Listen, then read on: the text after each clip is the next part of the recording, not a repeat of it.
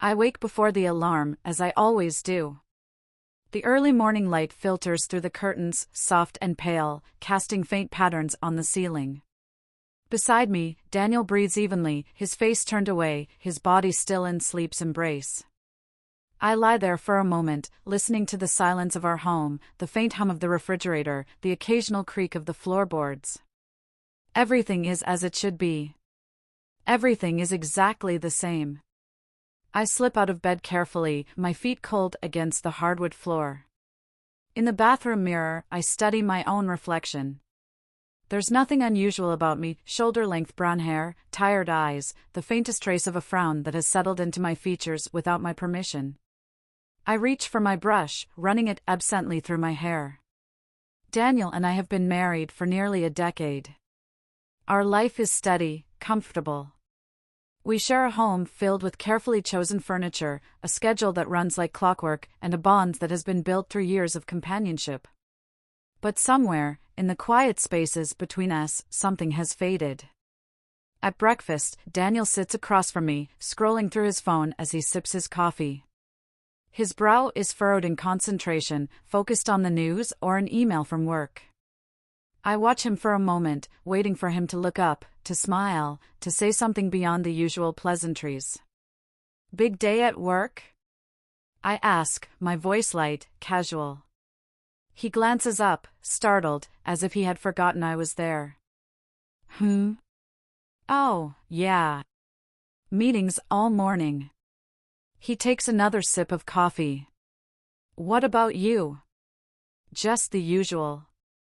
We fall into silence again. It isn't tense. It isn't unpleasant. It just is. After breakfast, I gather my things for work. My desk at the office is neat and organized, my tasks predictable. I answer emails, attend meetings, exchange polite conversation with colleagues. It's a life many would envy, a life I once dreamed of. So why does it feel like something is missing? It isn't unhappiness, not exactly. It's more like a dull ache, a quiet yearning I can't quite name. A feeling that, somewhere along the way, I lost a piece of myself, and I don't know how to find it again. And then, in the middle of an ordinary afternoon, I receive an email. A simple message. A name I haven't thought about in years. And without warning, something inside me stirs. The email arrives like any other, a soft chime in my inbox, a subject line that gives nothing away. I almost ignore it, my fingers moving on autopilot through the usual work tasks. But then I see the name. Ethan Carter. For a moment, I don't move. The cursor hovers over the email, and a strange, unexpected warmth spreads through my chest. I tell myself it's simple curiosity, that it's only natural to be surprised when someone from your past suddenly reappears. But there's something else beneath it, something unspoken. I click the email. "Emma. I don't know if you remember me, but I saw your name on the company directory. It's been a long time. Would love to catch up if you're free. No pressure, of course. Hope you're doing well. Ethan." I sit back, staring at the screen. Of course, I remember him. Years ago, before Daniel, before marriage, before the slow rhythm of routine took over my life, there was Ethan. We were never together, not in the way people mean when they say that, but we had something. A connection. A closeness that hovered on the edge of something more, something that never quite happened. It was the wrong timing, or maybe the wrong people. We drifted apart, life moved forward, and I hadn't thought of him in years. Or at least, I thought I hadn't. I hesitate for only a second before my fingers move across the keyboard. Ethan. Of course, I remember you. It really has been a long time. Hope you're doing well too. Catching up sounds nice. Let me know when you're free. Emma. The moment I hit send, my heart gives a small, unexpected flutter. It's nothing, I tell myself. Just an old friend reaching out. Just a simple conversation. But something inside me whispers otherwise. That night, at dinner, Daniel tells me about his day, board meetings, client presentations, office politics. I nod in all the right places, but my mind is elsewhere. I don't mention Ethan's email. There's no reason to. Later, in bed, Daniel falls asleep quickly, his breath even, his presence familiar. I stare at the ceiling, my phone resting on the nightstand. The room is dark, quiet, safe. Then, a soft vibration against the wood. A new message. I reach for my phone, my pulse quickening before I even see the name. And in the silence of the night, I realize something I don't want to admit. I'm waiting for it. The message is simple. Tomorrow? Lunch? I stare at the screen, my thumb hovering over the keyboard. It's just lunch. Just two old friends catching up. That's what I tell myself as I type my reply. Sounds good. Noon? His confirmation comes almost instantly. I set my phone down and exhale, but my chest still feels tight. I tell myself it's nothing, but deep down, I know better. That night, I move through my routine like a ghost. I brush my teeth. I set out my clothes for work. I slip into bed beside Daniel, feeling the warmth of his body close to mine. He shifts slightly in his sleep, murmuring something incoherent, and I turn onto my side, facing away. My phone is still on the nightstand. I resist the urge to check it again. The next morning, I dress with unusual care. Nothing obvious, just a little more effort. A blouse instead of my usual sweater. A touch of perfume I haven't worn in months. A quick glance in the mirror before I leave, my reflection meeting my gaze with something unreadable. At work, time seems to slow. I go through the motions, emails, meetings, phone calls, but my mind is elsewhere. The anticipation sits in my chest like a quiet drumbeat, steady and insistent. By the time noon approaches, I feel a strange mixture of excitement and guilt. I remind myself, it's just lunch. We don't talk about it. Not directly. Not the question Ethan asked, not the way my answer wavered, not the silence that followed.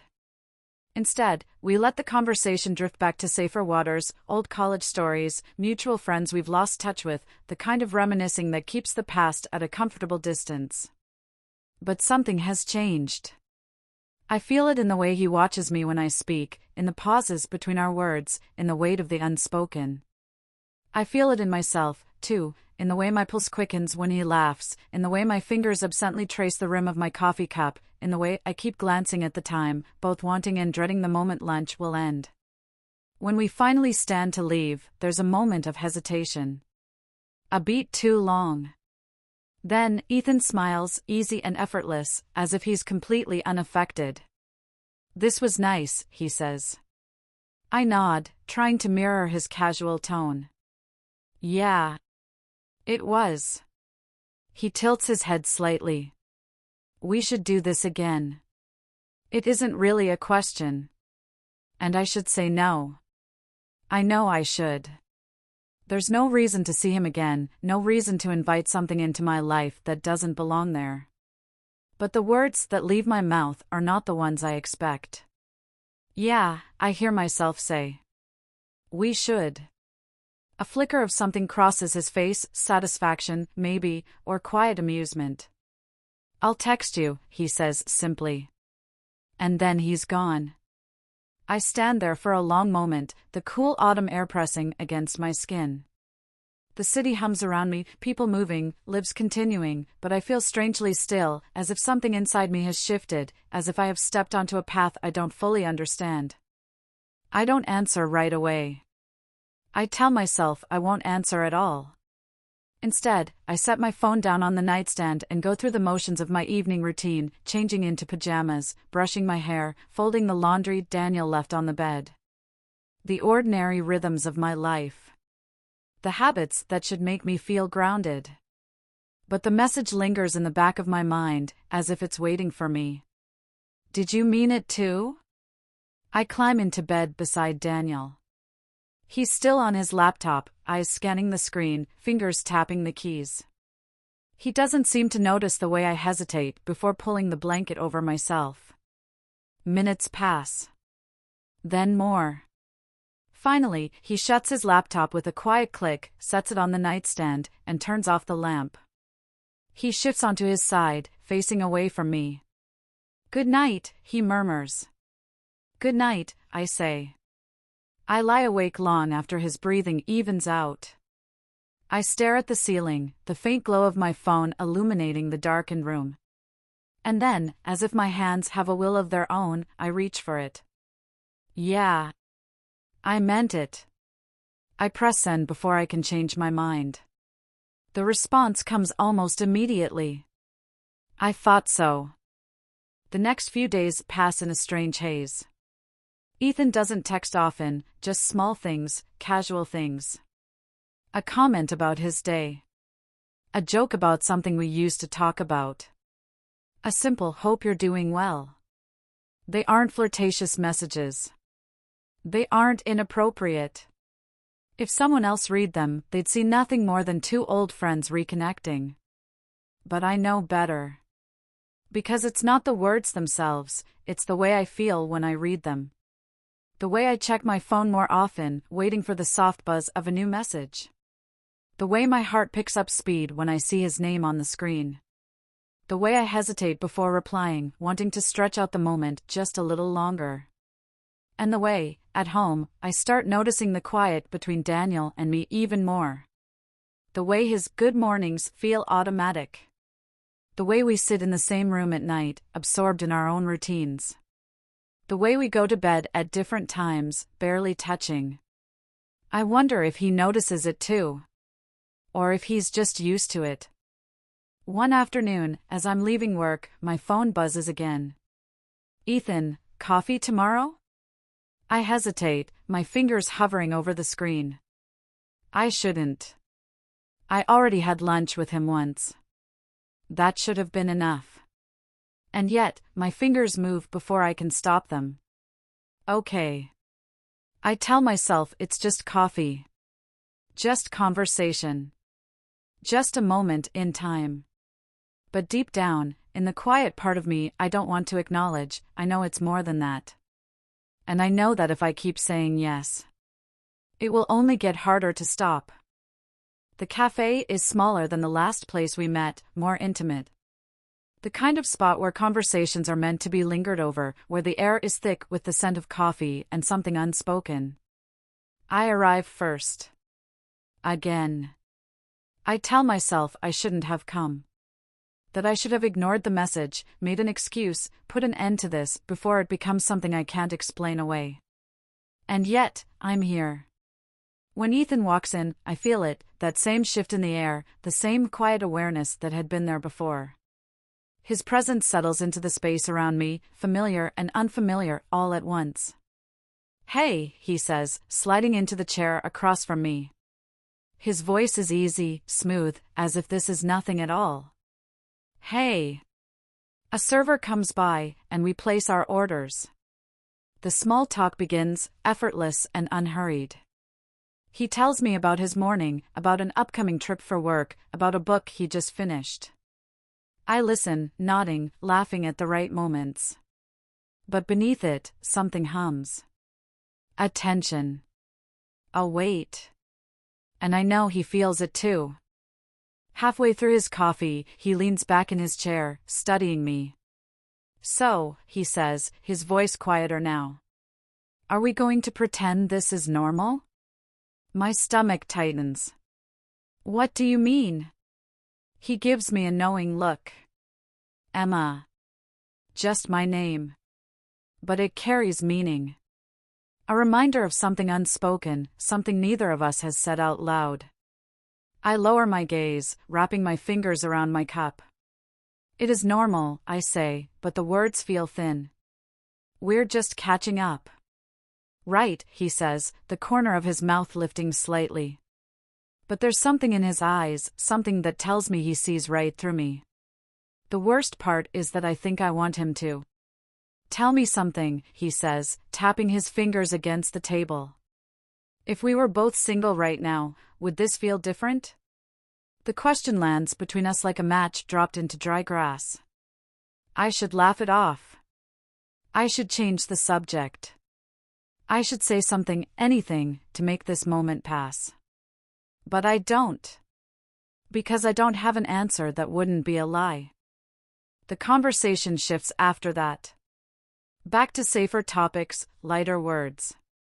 But the energy between us has changed. When we leave the cafe, Ethan walks me to my car. The sun is beginning to set, casting everything in gold. There's a moment where I think he might say something. That he might reach for my hand, that he might break whatever fragile balance we're pretending to maintain. But he doesn't. Instead, he just watches me for a long moment before stepping back. See you around, Emma. I nod.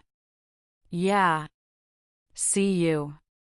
And then I drive away, my hands gripping the wheel a little too tightly. At home, Daniel is already in the kitchen, reheating leftovers. Hey, he says when I walk in. Long day? I force a smile. Yeah. Just busy. He nods, turning back to the microwave. The beeping fills the silence between us. I should tell him. Not about Ethan, not really, but about something.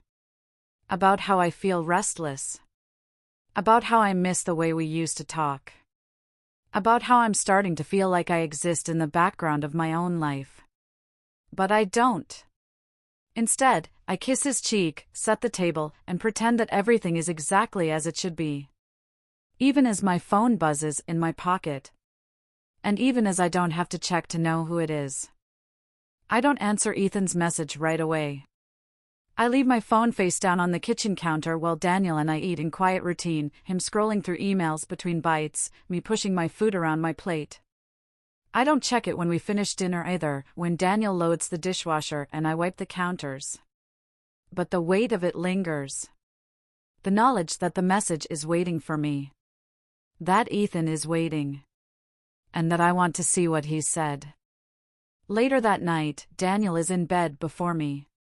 He's been tired lately, work has been draining, he says. He barely notices when I slip under the covers beside him. Minutes pass, then an hour. I reach for my phone only when I'm sure he's asleep. Ethan's message is short. Thinking about you. Just 3 words. Simple. Harmless. And yet, I feel them settle into my chest like something heavier. I hesitate. Then I type back. You shouldn't. I don't know why I send it. Maybe I'm testing him. Testing myself. Seeing if a door I'm pretending isn't there will close before it ever truly opens. His reply comes within seconds. Then tell me to stop. I inhale sharply. I stare at the words, my heartbeat a quiet drum in the darkness. I could end this now. I could tell him to stop. But I don't. Instead, I turn my phone face down again and close my eyes. Sleep doesn't come easily. Over the next few days, something shifts between Daniel and me. Not in a loud, obvious way. More like a quiet unraveling, something loosening at the edges, fraying where it once held firm. He's busy. I'm distracted. We exist in the same space, but move around each other, like 2 separate lives barely brushing.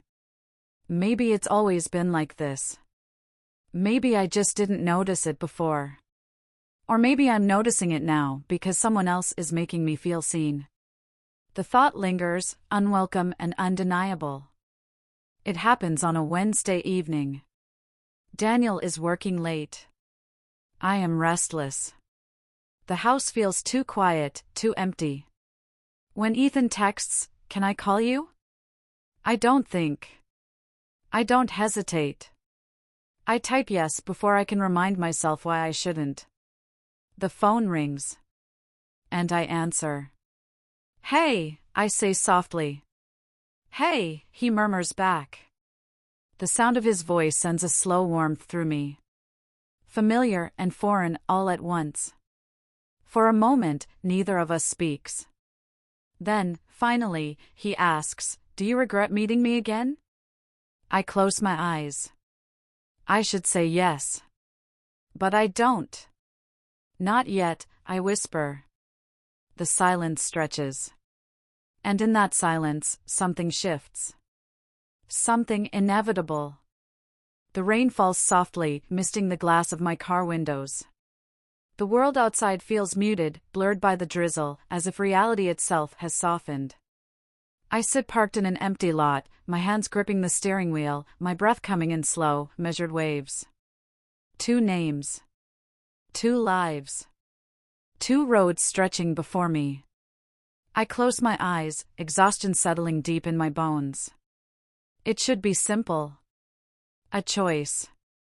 A decision that, once made, would set everything in motion. But nothing about this feels simple. Daniel. The man I built a life with. The man who held me through my worst moments, who loved me in the quiet, steady way that I once believed was enough. The man who doesn't see the cracks that have formed, who doesn't realize that something inside me has shifted. Ethan. The echo of a past I thought was buried. The man who reminds me of who I used to be, who makes me feel seen in a way I haven't in years. The man who has become a secret I carry, a temptation I haven't yet named, a door I haven't fully opened, but haven't closed either. I know I can't stay in this in-between forever. One step forward, and something will break. But sitting here, with the rain tapping softly against the windshield and my heart caught between 2 lives, I realize the truth. I don't know which way to go. Not yet. Maybe not ever. And for now, I just sit in the silence, waiting for an answer that refuses to come.